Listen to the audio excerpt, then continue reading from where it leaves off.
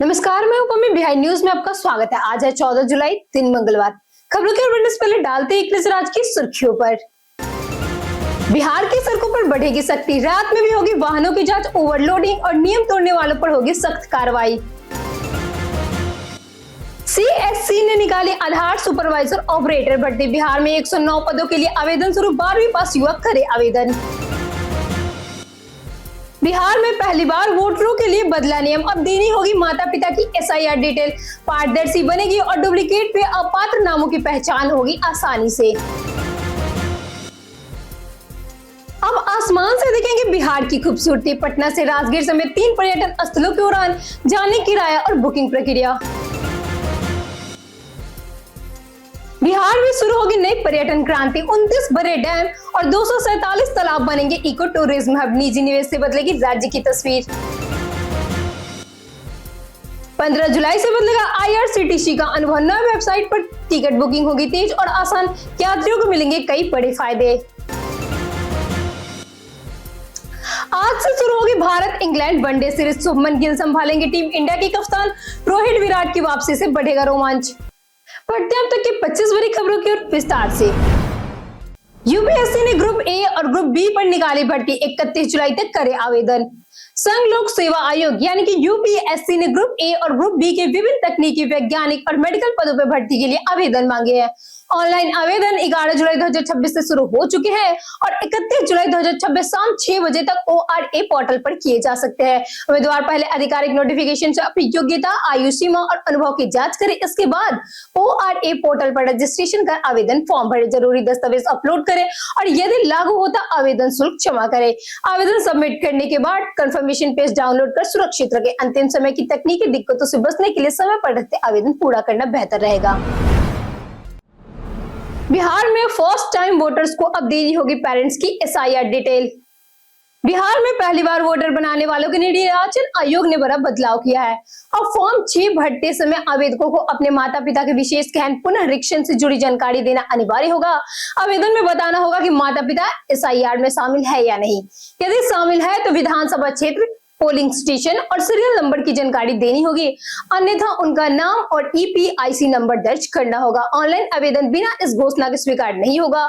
आयोग का कहना है कि इससे मतदाता सूची अधिक सटीक, पारदर्शी बनेगी और डुप्लीकेट व अपात्र मानों की पहचान करने में आसानी होगी। बिहार के 10 इंजीनियरिंग कॉलेज में जल्द मिलेंगे 76 प्रोफेसर। बिहार के एमटेक छात्रों के लिए बड़ी खुशखबरी है। राज्य सरकार ने 10 राजकीय इंजीनियरिंग कॉलेज और बिहार इंजीनियरिंग विश्वविद्यालय में 76 शिक्षकों की नियुक्ति की तैयारी शुरू कर दी है। इसमें 9 प्रोफेसर, 29 एसोसिएट प्रोफेसर और 38 असिस्टेंट प्रोफेसर के पद शामिल है। इन नियुक्तियों से एमटेक की पढ़ाई, शोध और गुणवत्तापूर्ण तकनीक शिक्षा को बड़ा बढ़ावा मिलेगा। विभाग के अनुसार नियुक्तियां AICTE के मानकों के अनुरूप की जाएगी। जिन संस्थानों में हाल ही में एमटेक कोर्स शुरू हुआ है या पहले से संचालित है, वहां शिक्षकों की कमी दूर होगी। साथ ही रिसर्च और इनोवेशन सेल भी स्थापित किए जाएंगे। अब हेलीकॉप्टर से घूमे बिहार, जाने किराया और बुकिंग प्रक्रिया। बिहार सरकार ने मुख्यमंत्री बिहार हेली टूरिज्म एवं एयर टूरिज्म सेवा 2026 के तहत 18 जुलाई से पटना से राजगीर, वाल्मीकि नगर और कैमूर के लिए हर शनिवार और रविवार को हेलीकॉप्टर सेवा शुरू की है। बुकिंग 13 जुलाई से बिहार पर्यटन विभाग के ऑनलाइन पोर्टल पर शुरू हो चुकी है। यात्री tourism.bihar.government.in और बिहार राज्य पर्यटन विकास निगम के पोर्टल के माध्यम से टिकट बुकिंग कर सकते हैं। किराया पटना से राजगीर 4000, पटना से वाल्मीकि नगर 5000 और वहीं पटना से कैमूर 6000 और पटना से जॉय राइड 2100 प्रति सीट तय किया गया है। सरकार प्रत्येक टिकट पर अधिकतम 15,422 रुपए तक सब्सिडी भी दे रही है। बिहार में रात भर चलेगी वाहन जांच, ओवरलोडिंग पर बढ़ी सख्ती। बिहार में वाहनों की जांच सिर्फ दिन में नहीं बल्कि रात के समय में की जाएगी। परिवहन विभाग ने ओवरलोडिंग, अवैध परिचालन और यातायात नियमों के उल्लंघन पर सख्ती बढ़ाने के लिए रात्रिकालीन जांच अभियान शुरू करने का फैसला लिया है। चलन दस्ता प्रमुख राजमार्गों के साथ ग्रामीण सड़कों पर भी औचक जांच करेगा और नियम तोड़ने वाले वाहनों पर तत्काल कार्रवाई होगी। विभाग का मानना है कि कई अवैध और ओवरलोडिंग वाहन रात में संचालित होते, इसलिए यह कदम सड़क सुरक्षा बढ़ाने, दुर्घटनाओं पर अंकुश लगाने, राजस्व चोरी रोकने और अवैध परिवहन पर प्रभावी नियंत्रण स्थापित करने में अहम साबित होगा। डीएलएड एडमिशन से पहले जरूर देखें BSEB की आधिकारिक कॉलेज लिस्ट। बिहार विद्यालय परीक्षा समिति ने डीएलएड में दाखिला लेने वाले छात्रों के लिए मान्यता प्राप्त सरकारी और निजी संस्थानों की आधिकारिक सूची जारी की है। बोर्ड ने स्पष्ट किया कि केवल एनसीटीई से मान्यता प्राप्त और बीएसईबी से संबंधित स्थानों से ही प्रवेश ले, अन्यथा डिग्री, परीक्षा प्रमाण पत्र और शिक्षक भर्ती में गंभीर समस्याएं आ सकती है। छात्रों और अभिभावकों को प्रवेश से पहले सूची की जाँच करने की सलाह दी गई है। संस्थानों को भी अपने विवरण सत्यापित करने और किसी त्रुटि की स्थिति में 15 जुलाई शाम 5 बजे तक आवश्यक दस्तावेजों के साथ ईमेल के जरिए आपत्ति दर्ज करने का निर्देश दिया गया है। बिहार में बनेगी नई 4 लेन सड़क, विकास को मिलेगी रफ्तार। बिहार यूपी के बीच सड़क कनेक्टिविटी को मजबूत करने के लिए अररिया बैरिया बलिया 4 लेन परियोजना को बड़ा कदम मिला है। एनएचएआई ने 1564 करोड़ रुपए की इस परियोजना का टेंडर जारी कर दिया है। इसमें बिहार के भोजपुर और पटना समेत आसपास के जिलों को बड़ा फायदा मिलेगा। नई 4 लेन सड़क और गंगा पर बनने वाले आधुनिक पुल से आवागमन तेज और आसान होगा। भारी वाहनों की आवाजाही सुधरेगी, व्यापार और कृषि उत्पादों को बेहतर बाजार मिलेगा। परियोजना पूरी होने के बाद बिहार में रोजगार, निवेश और औद्योगिक विकास को भी नई रफ्तार मिलने की उम्मीद जताई जा रही है। बिहार में 13 अगस्त तक बनेंगे 11 लाख नए राशन कार्ड। बिहार सरकार ने राष्ट्रीय खाद्य सुरक्षा अधिनियम के तहत 11,04,425 नए राशन कार्ड जारी करने का लक्ष्य तय किया है। मुख्य सचिव प्रत्यय अमृत ने सभी जिलों को 13 अगस्त तक अभियान हर हाल में पूरा करने का सख्त निर्देश दिए हैं। लक्ष्य पूरा करने के लिए प्रतिदिन 36,814 नए राशन कार्ड जारी किए जाएंगे। पटना, वैशाली और मुजफ्फरपुर में सबसे अधिक कार्ड बनाए जाएंगे, जबकि अरवल में सबसे कम का लक्ष्य निर्धारित किया गया है। अधिकारियों को रोजाना प्रगति की समीक्षा, प्रक्रिया में पारदर्शिता बनाए रखने और यह सुनिश्चित करने के लिए निर्देश दिए गए हैं कि कोई भी पात्र परिवार राशन कार्ड और खाद्यान्न योजना के लाभ से वंचित न रहे। बिहार के 29 बड़े डैम और 247 तालाब बनेंगे पर्यटन हब। बिहार सरकार ने राज्य के पर्यटन को नई पहचान देने के लिए 29 बड़े डैम और 247 तालाबों को इको टूरिज्म केंद्र के रूप में विकसित करने की योजना शुरू की है। इसके लिए निजी निवेशकों को आमंत्रित किया गया है। पहले चरण में 29 बड़े डैम, जबकि दूसरे चरण में प्रखंड स्तर के 247 तालाब और पोखरे को विकसित होगा। परियोजना 30 वर्ष की लीज पर विकसित की जाएगी और बायोबिलिटी गैप फंडिंग के तहत निवेशकों से सहयोग मिलेगा। सरकार का मानना है कि इस पहल से पर्यटन को बढ़ावा मिलेगा, स्थानीय युवाओं के लिए रोजगार के नए अवसर पैदा होंगे और ग्रामीण अर्थव्यवस्था को मजबूती मिलेगी। बिहार में आधार ऑपरेटरों के 109 पदों पर आवेदन शुरू। कॉमन सर्विस सेंटर यानी कि सीएससी ने आधार सेवा केंद्रों के लिए आधार सुपरवाइजर और आधार ऑपरेटरों के पदों पर भर्ती निकाली है। बिहार में कुल 109 पद उपलब्ध है और 101 पदों के लिए आवेदन की अंतिम तिथि 20 अगस्त 2026, जबकि 8 पदों के लिए 7 अगस्त 2026 तय किया गया है। आवेदन career.csccloud.in पर ऑनलाइन किए जा सकते हैं। उम्मीदवार का 12वीं पास होना या निर्धारित आईटीआई या पॉलिटेक्निक योग्यता जरूरी है। न्यूनतम आयु 18 वर्ष निर्धारित किया गया है। साथ ही UIDAI अधिकृत आधार ऑपरेटर या सुपरवाइजर सर्टिफिकेट और बेसिक कंप्यूटर ज्ञान अनिवार्य है। चयनित अभ्यर्थियों की नियुक्ति जिला स्तर के आधार सेवा केंद्र में होगी। अब तत्काल टिकट बुकिंग होगी आसान, कैप्चा से मिलेगी राहत। IRCTC 15 जुलाई से अपनी नई वेबसाइट लॉन्च करने जा रहा है, जिसमें ट्रेन और तत्काल टिकट बुकिंग से पहले कई ज्यादा तेज और आसान होगी। नई वेबसाइट से सामान्य टिकट बुकिंग के दौरान कैप्चा की परेशानी नहीं होगी, जबकि सुपर फास्ट और हल्के इंटरफेस की जगह से वेबसाइट कम इंटरनेट स्पीड पर भी तेजी से काम करेगी। साथ ही UPI और IRCTC iPay के जरिए पेमेंट प्रक्रिया भी अधिक स्मूथ होगी। एक ही स्क्रीनिंग पर ट्रेन, सीट उपलब्धता और किराए की जानकारी मिलेगी। खासकर तत्काल टिकट बुक करने वाले यात्रियों को बड़ा फायदा होगा, क्योंकि बेहतर सर्वे और तेज प्रोसेसिंग से टिकट बुकिंग में समय बचेगा और सर्वे स्लो होने की समस्याएं काफी हद तक कम होगी। रोहतास का मांझर कुंड 20 जुलाई तक रहेगा पूरी तरह बंद। रोहतास के प्रसिद्ध मांझर कुंड जल प्राप्त को जिला प्रशासन ने 20 जुलाई तक 7 दिनों के लिए आम पर्यटकों के लिए बंद कर दिया है। बढ़ती भीड़, गंदगी, प्लास्टिक कचरे और पिकनिक के दौरान गैस सिलेंडर व चूल्हे के इस्तेमाल से पर्यावरण को हो रहे नुकसान को देखते हुए यह फैसला लिया गया है। डीएम, एसपी और वन विभाग की टीम ने स्थल का निरीक्षण कर अवैध गतिविधियों पर सख्ती के निर्देश दिए हैं। बंदी के दौरान पूरे क्षेत्र की सफाई, सुरक्षा और पर्यटक सुविधाओं को बेहतर बनाया जाएगा। प्रशासन ने चेतावनी दी है कि प्रतिबंध के बावजूद प्रवेश करने वालों के खिलाफ नियम अनुसार कार्रवाई की जा सकती है। विक्रमशिला सेतु मरम्मत के लिए सरकार ने तय की डेडलाइन। बिहार के पथ निर्माण मंत्री कुमार शैलेंद्र ने भागलपुर स्थित विक्रमशिला सेतु के मरम्मत एवं पुनः स्थापना कार्य का निरीक्षण कर अधिकारियों को 30 नवंबर 2026 तक हर हाल में काम पूरा करने का निर्देश दिया है। उन्होंने स्पष्ट कहा कि गुणवत्ता, सुरक्षा और तय समय सीमा से कोई समझौता नहीं होगा। निर्माण, डिसमेंटलिंग और ब्रिज हटाने की प्रक्रिया को तकनीकी मानकों के अनुसार तय समय पूरा करने तथा बीआरओ के साथ बेहतर समन्वय बनाने का निर्देश दिए गए हैं। मंत्री ने चेतावनी दी कि लापरवाही पर सख्त कार्रवाई होगी। मरम्मत पूरी होने से भागलपुर समेत उत्तर दक्षिण बिहार की संपर्क व्यवस्था, व्यापार और आवागमन को लाभ मिल सकता है। फोटो के दौरान शत्रुघ्न सिन्हा की हरकत से मचा बवाल। शत्रुघ्न सिन्हा का एक वीडियो सोशल मीडिया पे बहुत तेजी से वायरल हो रहा है, जिसमें एक फैन के साथ फोटो खिंचवाते समय उसके हाथ नीचे कर देते हैं। वीडियो आकांक्षा, रंजन कपूर और सरन शर्मा की वेडिंग रिसेप्शन को बताया जा रहा है। फैन कैमरे के सामने विक्ट्री साइन बना रहा था, तभी शत्रुघ्न सिन्हा ने उसे हाथ नीचे करने को कहा। इस घटना पर सोशल मीडिया यूजर्स की अलग अलग प्रतिक्रियाएं आ रही है। कुछ ने इसे सामान्य व्यवहार बताया, जबकि कुछ लोगों ने इसे घमंड करार दिया। फिलहाल शत्रुघ्न सिन्हा एक्टिंग से दूर रहकर राजनीतिक पर ज्यादा ध्यान दे रहा है। पटना विश्वविद्यालय ने जारी की तीसरी मेधा सूची, 17 जुलाई तक होगा नामांकन। पटना विश्वविद्यालय स्नातक नियमित पाठ्यक्रमों में नामांकन के लिए तीसरी मेधा सूची जारी कर दी है। सूची के आधार पर छात्र 15 से 17 जुलाई तक आवंटित कॉलेजों में नामांकन करा सकेंगे। इसके लिए विद्यार्थी को भी सभी दस्तावेजों के साथ सुबह 10 बजे से शाम 4 बजे तक काउंसलिंग और नामांकन प्रक्रिया में शामिल होना होगा। तीसरी सूची के बाद सीटों पर 20 और 21 जुलाई को स्पॉट नामांकन भी किया जाएगा। स्पॉट एडमिशन के लिए छात्रों को संबंधित कॉलेज में आवेदन करना होगा और उसी दिन नामांकन प्रक्रिया भी पूरी की जाएगी। व्हाट्सएप का नया अपडेट, अब जन्मदिन पर मिलेगा नोटिफिकेशन। व्हाट्सएप जल्द ही फेसबुक की तरह बर्थडे रिमाइंडर फीचर लॉन्च कर सकता है। इस फीचर को एंड्रॉइड बीटा वर्जन में देखा गया है, तो अभी डेवलपमेंट स्टेज में है। इसके आने के बाद व्हाट्सएप यूजर को कॉन्टेक्ट्स के जन्मदिन की जानकारी नोटिफिकेशन के जरिए मिलेगी और वह सीधे चैट से विश कर सकते हैं।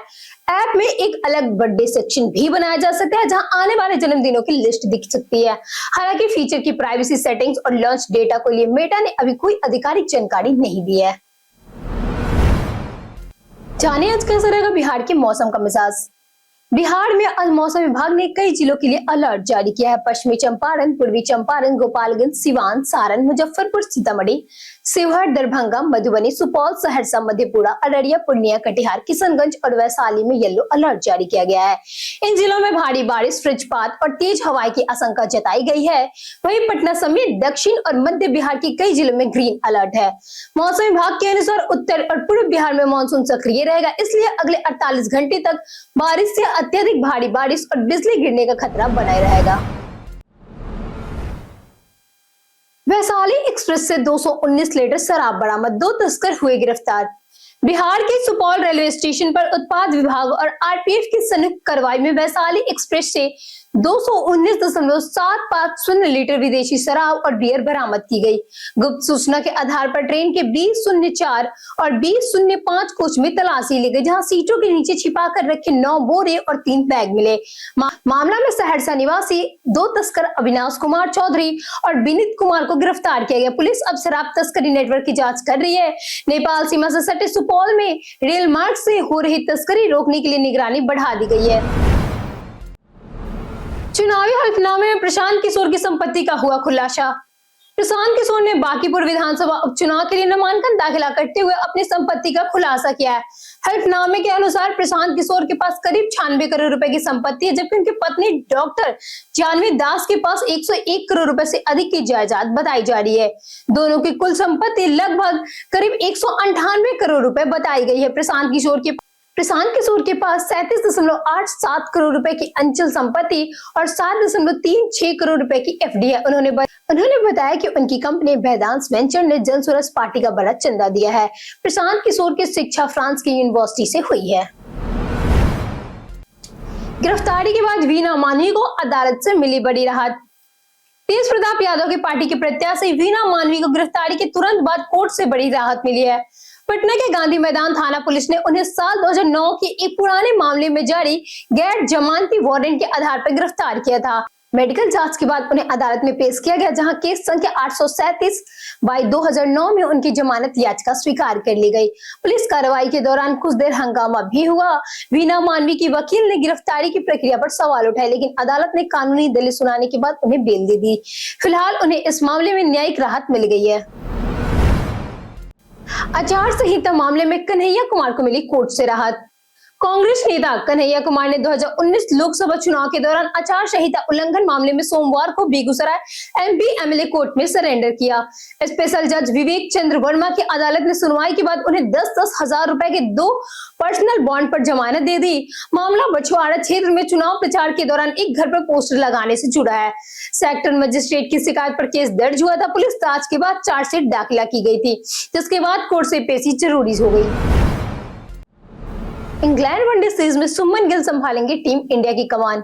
भारत और इंग्लैंड के बीच 3 मैचों की वनडे सीरीज 14 जुलाई यानी कि आज से शुरू होगी। T20 सीरीज में 0-4 की हार के बाद वनडे में टीम इंडिया की कप्तानी शुभमन गिल करेंगे। इस सीरीज में रोहित शर्मा, विराट कोहली और जसप्रीत बुमराह की वनडे टीम में वापसी हुई है। पहला मैच 14 जुलाई को, वही दूसरा मैच 16 जुलाई और तीसरा मैच 19 जुलाई को खेला जाएगा। भारतीय टीम में अनुभवी खिलाड़ियों के साथ युवा प्रतिभाओं का संतुलित मिश्रण है। इंग्लैंड की मजबूती टीम के खिलाफ गिल की कप्तानी और भारत का प्रदर्शन इस सीरीज का सबसे बड़ा आकर्षण रहेगा। कई कारणों से दर्ज है भारत के इतिहास में आज की तारीख। वर्ष 1920 में भारतीय राष्ट्रीय कांग्रेस के वरिष्ठ नेता शंकरराव चौहान का आज ही के दिन जन्म हुआ था। वहीं 1900 में स्वतंत्रता सेनानी, राष्ट्रभक्त और पत्रकार देशबंधु गुप्ता तथा 1856 में प्रसिद्ध समाज सुधारक गोपाल गणेश आगर का आज ही के दिन जन्म हुआ था।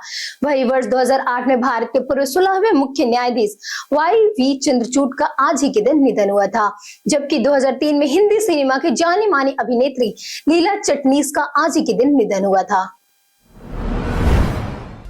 सोना चांदी खरीदने का मौका, कीमतों में आई भारी गिरावट। बीते दिन सोना और चांदी की कीमतों में बड़ी गिरावट आई है, जिससे खरीदारों और निवेशकों के लिए मौका बन गया है। 24 कैरेट सोना करीब 1,43,368 प्रति 10 ग्राम है।